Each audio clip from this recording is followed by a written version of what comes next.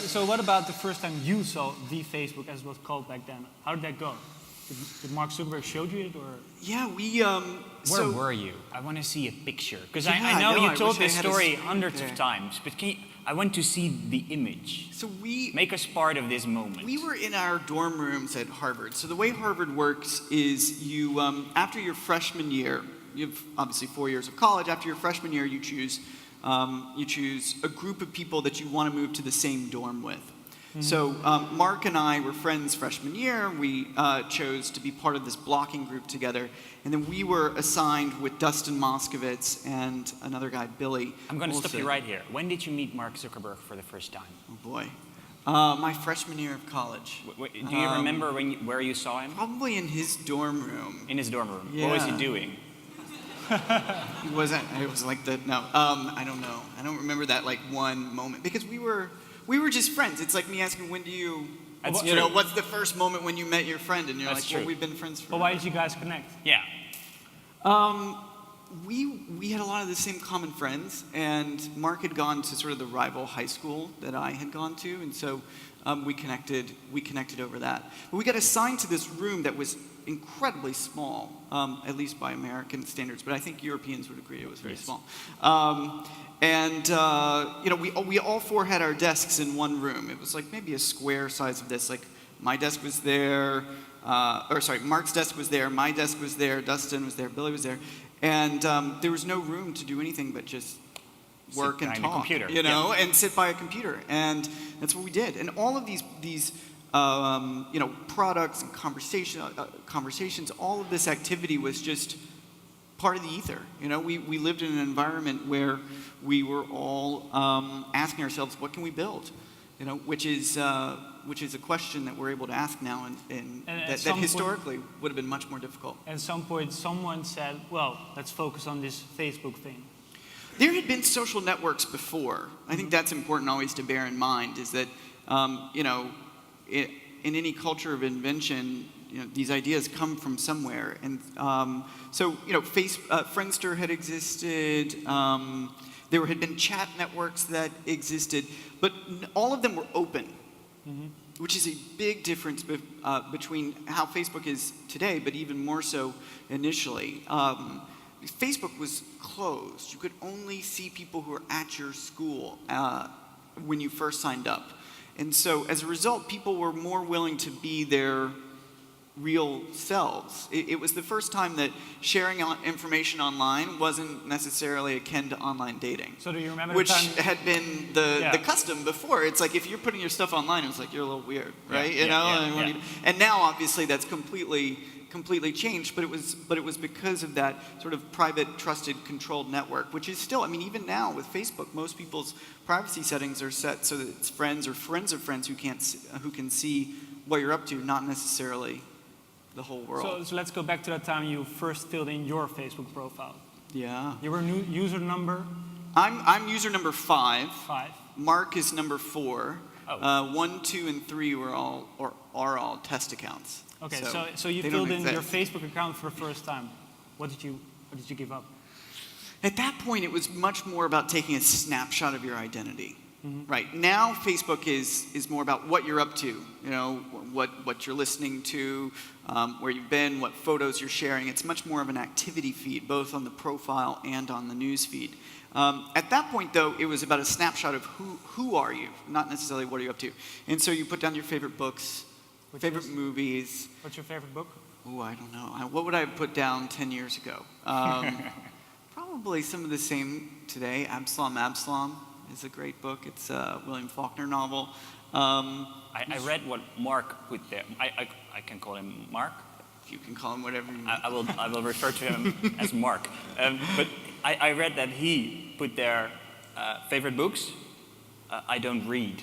Yeah, well, that's and then that's changed. Yeah, but is this a sign of a little bit of the difference between the more of the programmer types, and you were described very oftenly as a student of literature, one of the more creative minds. Yeah. Is there some truth in that, in the distinction between the characters? Yeah, I mean, I think that's a little bit of what I was trying to get at, is that we were a really diverse group. I mean, I was reading 19th century French novels while, you know, Mark was building operating systems. And the conventional wisdom is that, you know, and while, you know, Dustin was studying macroeconomics, actually, for the most part, not necessarily computer science. And so the conventional wisdom is like, you need everybody to be coders. But I'm of the school that having a really diverse group of minds is what builds, you know, an app that a lot of people actually want to use. How did that work out during the building? Were you? Yeah, so what it meant for me was initially I was the spokesperson. Mm-hmm. I did customer service. Customer service, what was that like? It was fun. You did email.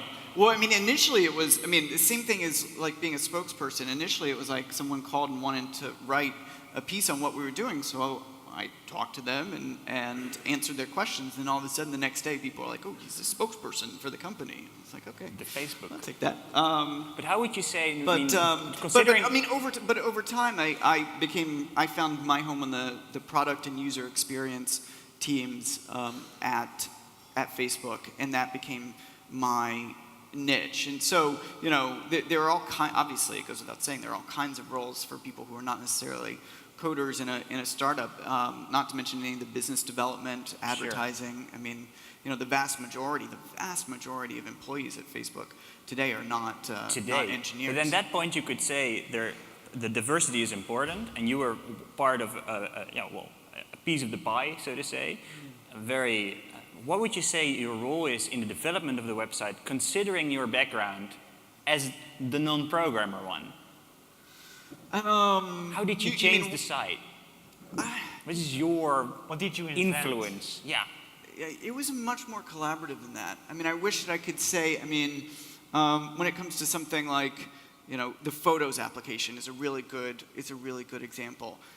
There were some engineers who made breakthroughs on making it possible to store images, and a lot of them on the site, and making it easy to access them. Other folks had ideas around tagging, still others about how it should integrate into the profile.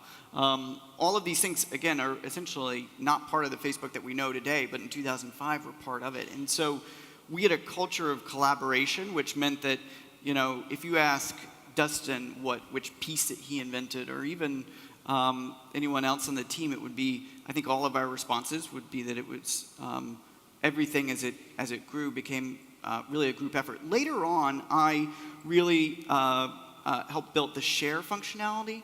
This is before Facebook, while Facebook was just starting to get integrated with the links of the web. Before we were constantly sharing news items or posts, we had a little share button on the site. It was a share and a plus sign for those of you who were around in 2005 or 2006. We didn't have it here.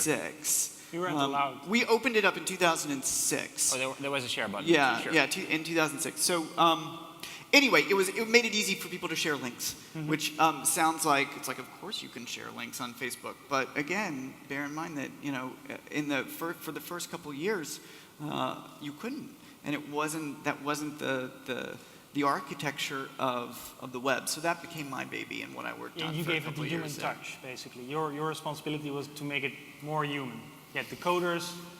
I like to think so. The user's perspective. Yeah, being the advocate for a user sounds like something that should naturally come with the territory. But whether it's, you know, engineers at Apple, product managers at Google, I mean, all of these companies really have people who are constantly thinking about what's simplest, what's most intuitive, right. Why do people want to use this, and how is that user experience going to manifest itself, so that when someone uses one of these products or an app, when they put it down, they say, wow, that was really intuitive. That was very easy. Did you use your intuition, or did you test it with new users? We did both.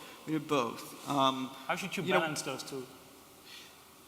This is a constant question that comes up, I think, with tech startups, is how much do you trust the data to guide your decision making, and how much do you go with your gut? So my view is that you go with your gut to do some of the initial invention, to come up with the concepts and the products that you really like and make sense. But then you look very carefully at how users are interacting with these different products to determine or to make strategic decisions moving forward. So an example. Before 2007 on Facebook, there was no ongoing constant feed on your profiles. Instead, you had a little box that was called the wall. And it was on the right column all the way down at the bottom. And users would come and they would write you public messages on the wall.